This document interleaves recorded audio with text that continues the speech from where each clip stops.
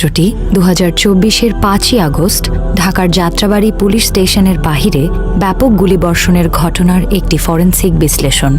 Mobile phone এবং সামাজিক মাধ্যম থেকে প্রাপ্ত ফুটেজগুলো সংগ্রহ ও যাচাই করে সেপ্টেম্বর 2024-এ এই তথ্যচিত্র তৈরি করা হয়।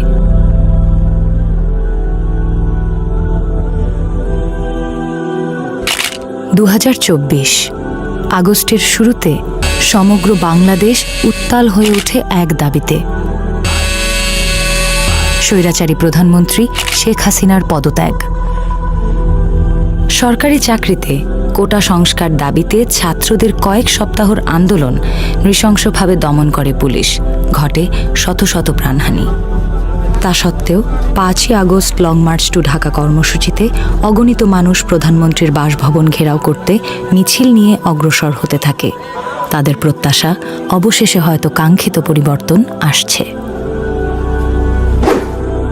মেয়র